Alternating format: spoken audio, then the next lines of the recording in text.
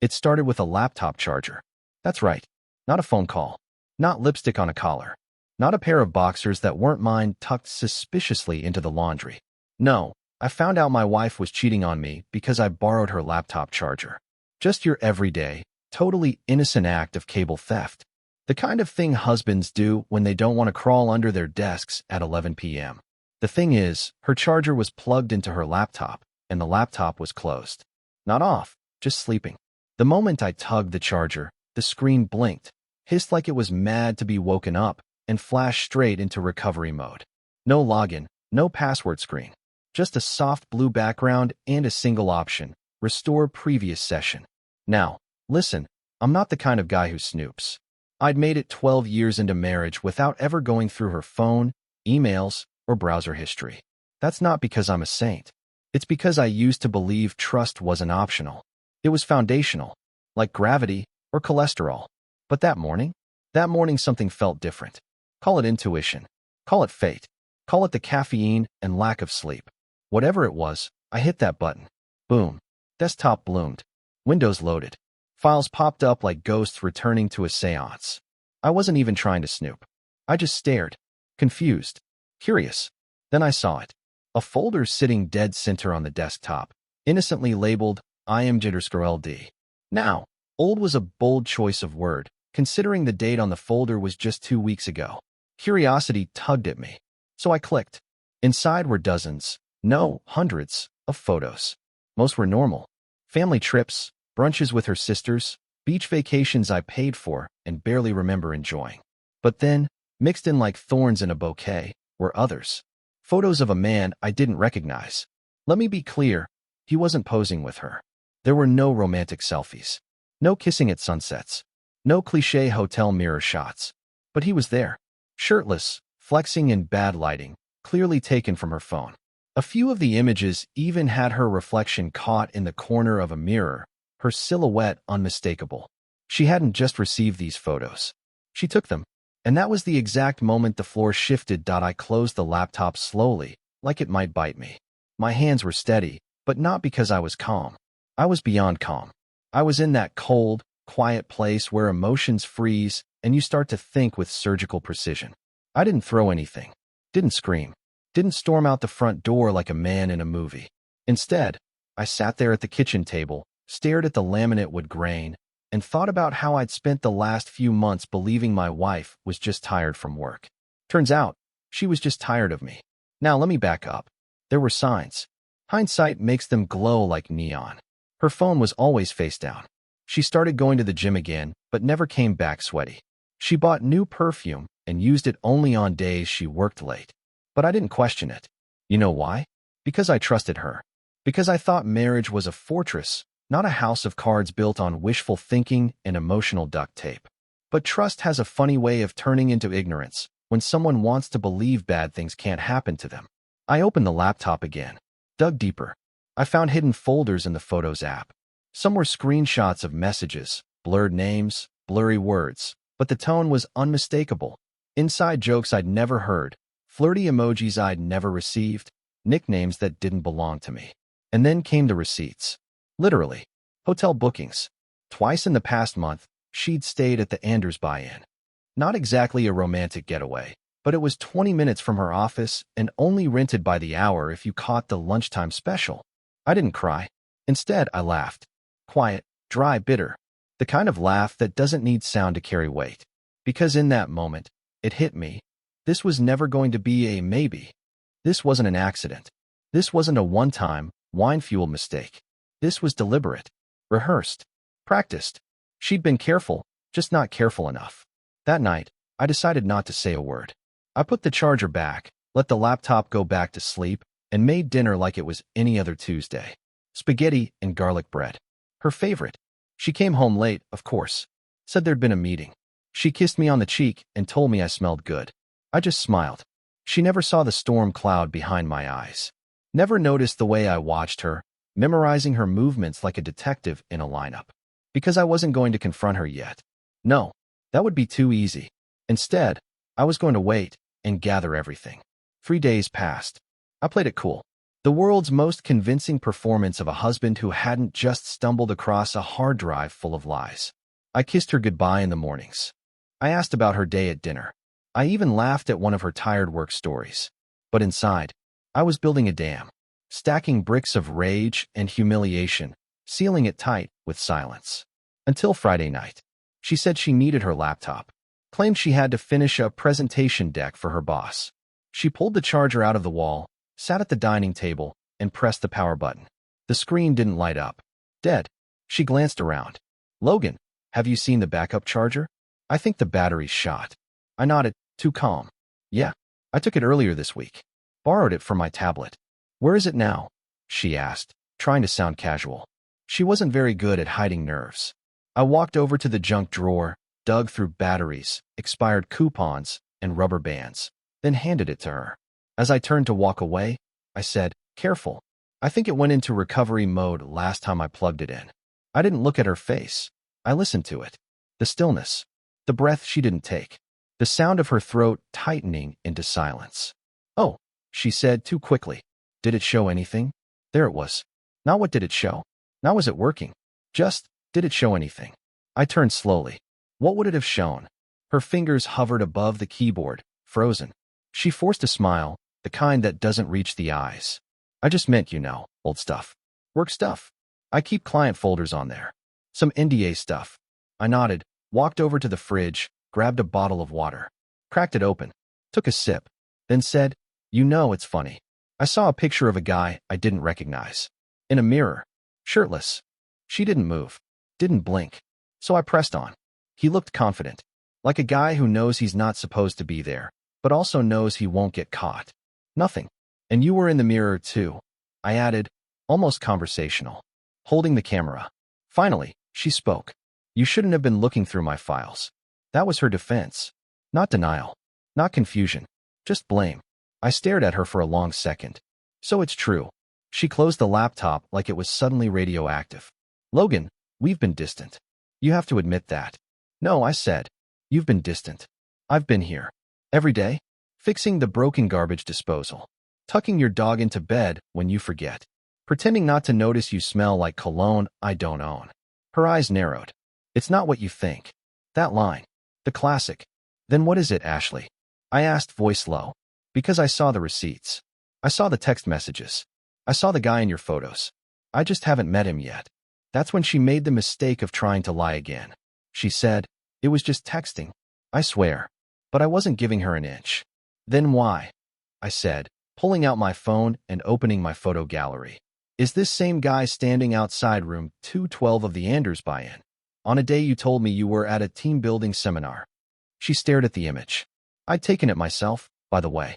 Parked across the street with coffee and a camera. She'd never seen me. Her shoulders dropped. The lie collapsed. That was the moment I knew. The affair wasn't just real. It was serious. She didn't cry. She didn't plead. She just exhaled. Like she'd been caught cheating on a test and didn't have the energy to deny it. I didn't mean for it to go this far, she said. And that's when I smiled. Because that was the exact line she thought would end the conversation. But I wasn't even close to done. She didn't even flinch when I said I'd seen the hotel. No tears. No panic. No gaslighting. No Hollywood-style breakdown where she grabs my hand and begs forgiveness. Just silence, like we were two coworkers discussing a botched spreadsheet. I didn't mean for it to go this far, she repeated, voice flat. I leaned against the counter, arms folded. How far did you mean to go, Ashley? Just the tip of betrayal? Or were you planning on doing a full renovation behind my back? She blinked slowly, like sarcasm wasn't part of the language she understood anymore. Look, she said, brushing her hair behind her ear. I didn't come home one day thinking, today's the day I ruin my marriage.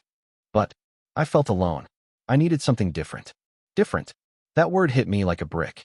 I was familiar.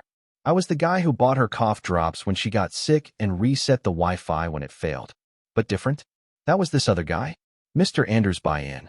The shirtless motivational poster who sent her mirror selfies and cheap compliments between hotel sheets. So who is he? I asked. She hesitated. Does it matter? Oh, it matters. It matters a lot. If someone breaks into your house and steals your stuff, you don't just shrug and say, well, they were probably lonely. You call the cops and learn their name. A pause. She looked away. His name's Trevor. Of course it was. Trevor. The kind of name that comes with a vape pen, a lifted truck, and a gym membership he never lets expire. Probably wears a beanie indoors and refers to his dog as his wingman. Trevor, I repeated, letting it settle. Trevor from where? She crossed her arms. Work. Of course. Why not keep it cliché?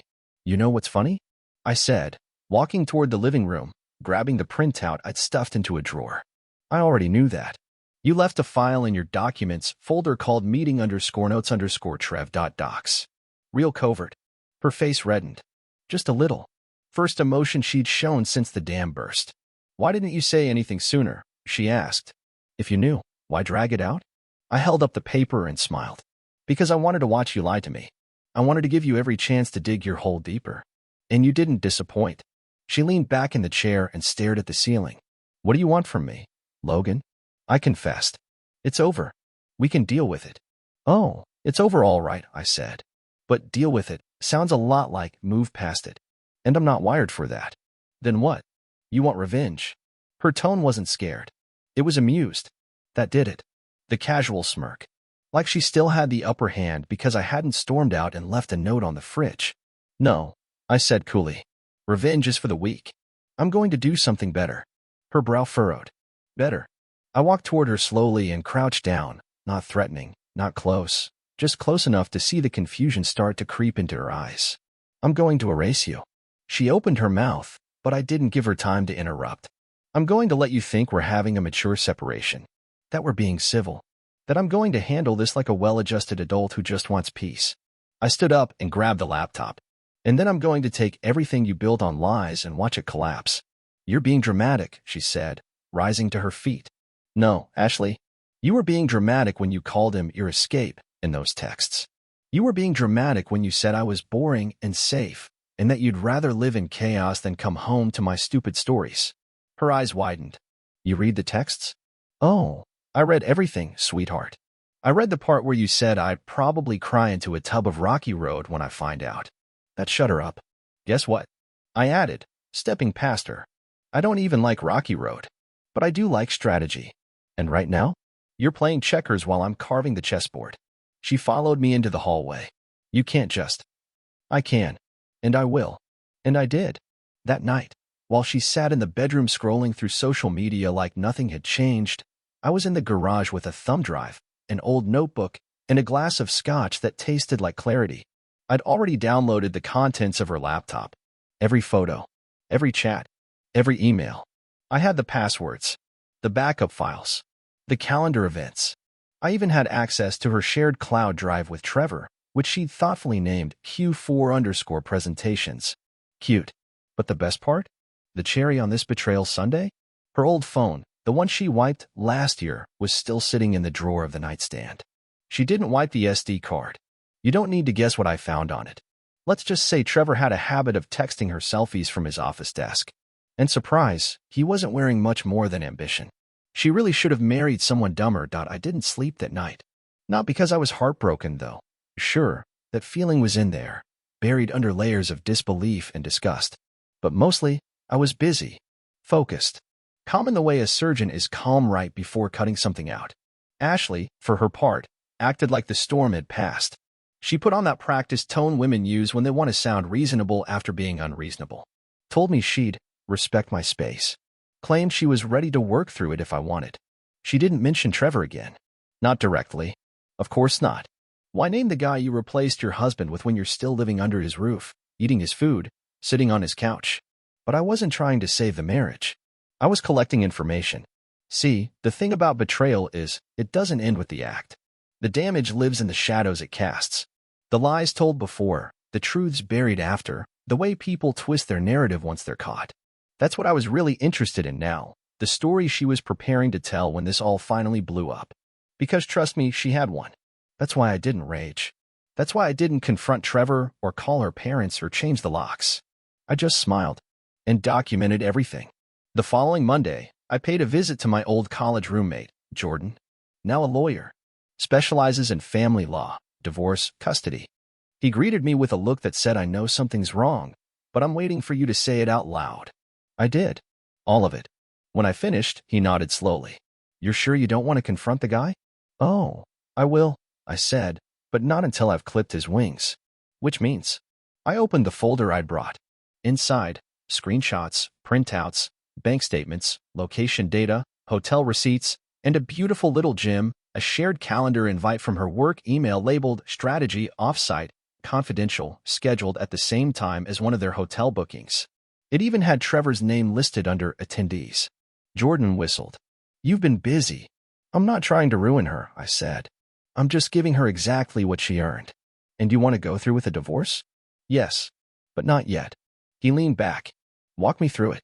So I did. See, Ashley thought we were in the aftermath.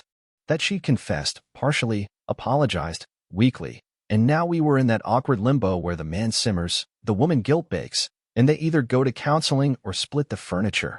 But I wasn't waiting in limbo. I was walking through her financial records, learning about a second account she thought I didn't know existed.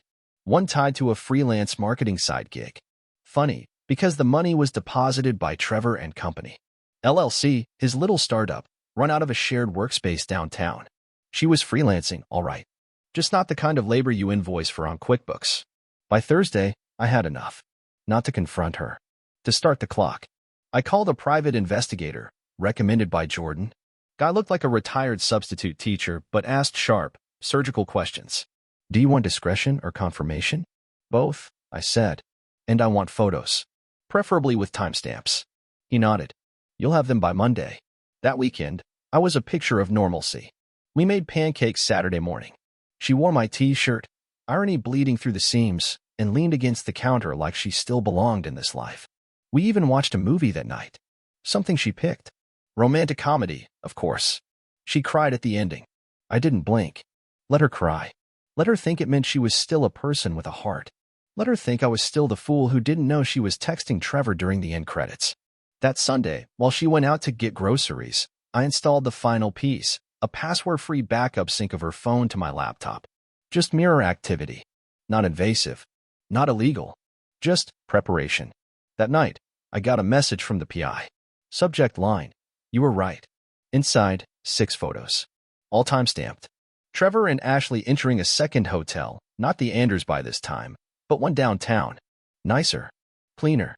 The kind of place you go when you're comfortable cheating in broad daylight. They were laughing in the pictures.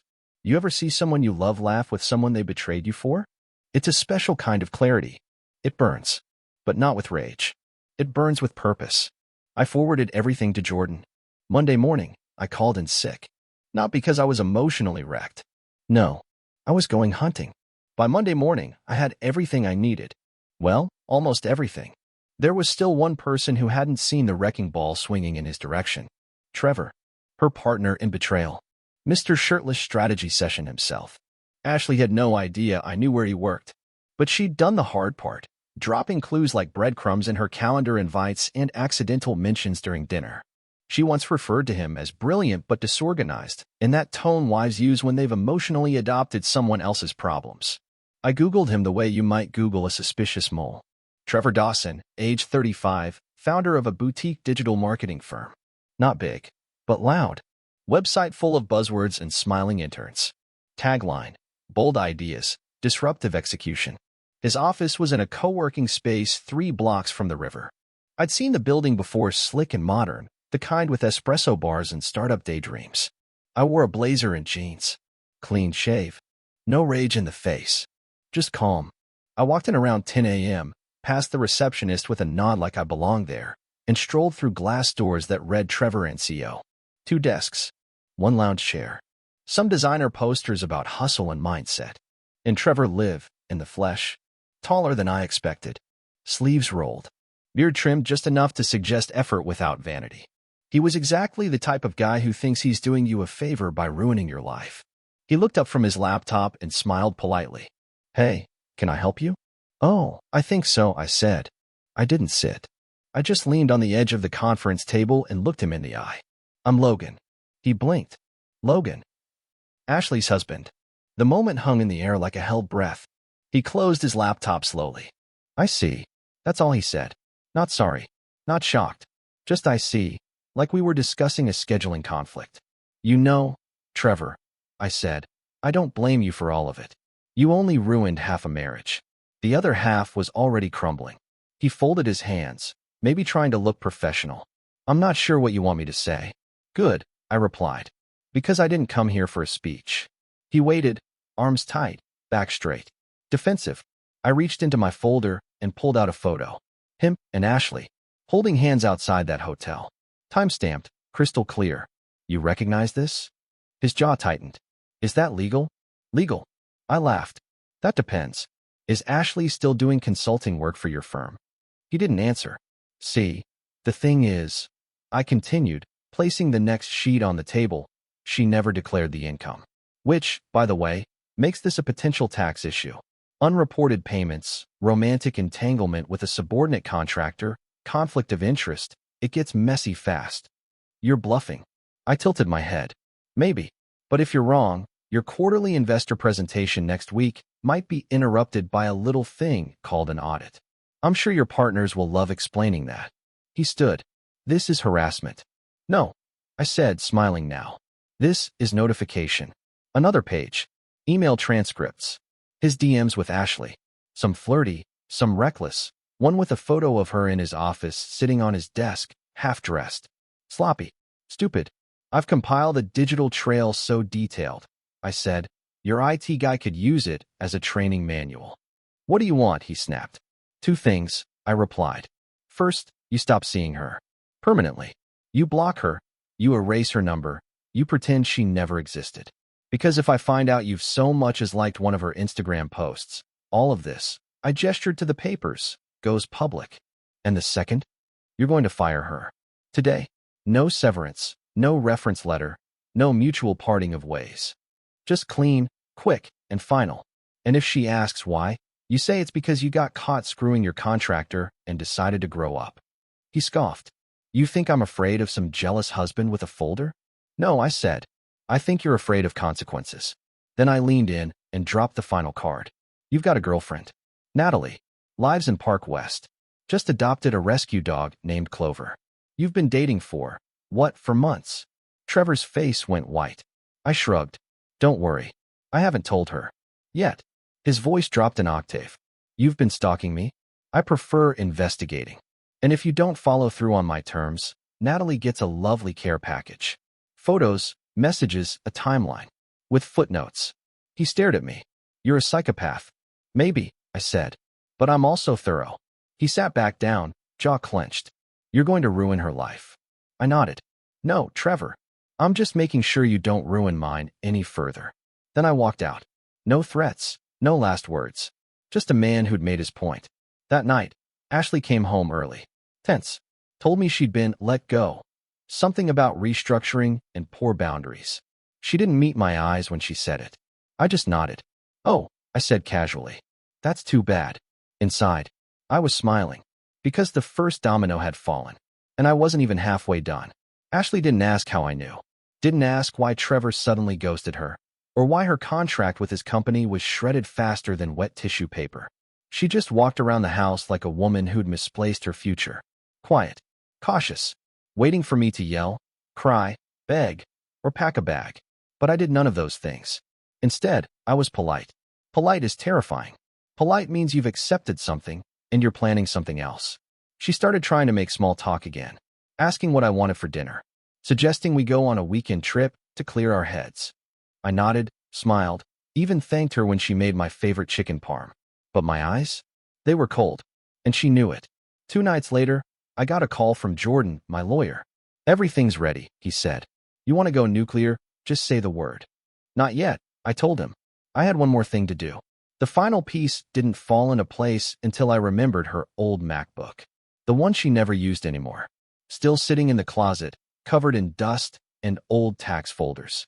She thought it was dead. She was wrong. I booted it up, plugged in the charger, and like a loyal old dog, it came to life. And with it came the real treasure. Her iCloud was still synced. Not just photos. Voice memos.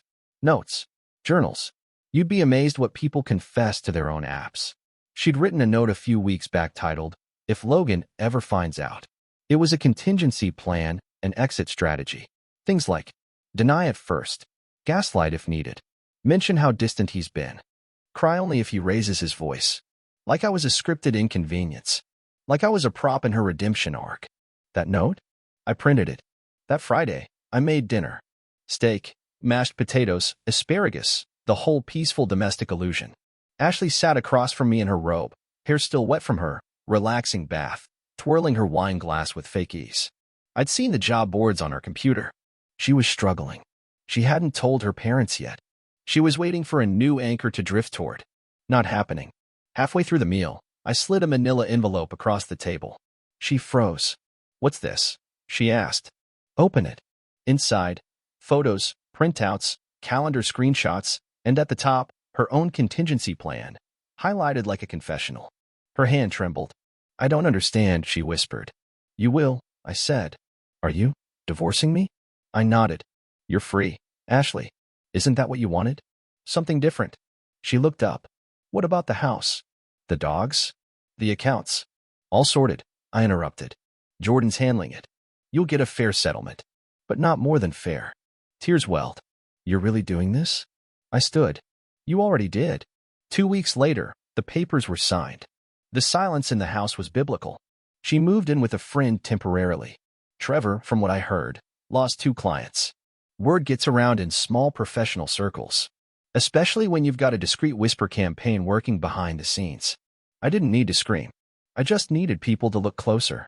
As for me, I slept. For the first time in months, I slept like a man who no longer shared a bed with a stranger. I fixed up the office, gutted the guest room, turned it into a music space, bought a record player, started calling old friends I hadn't seen since the marriage became a job instead of a life. I didn't date. I didn't rush. I just healed. And when I walked past the mirror one morning, coffee in hand, something startled me. I looked. Peaceful. Not happy. Not yet.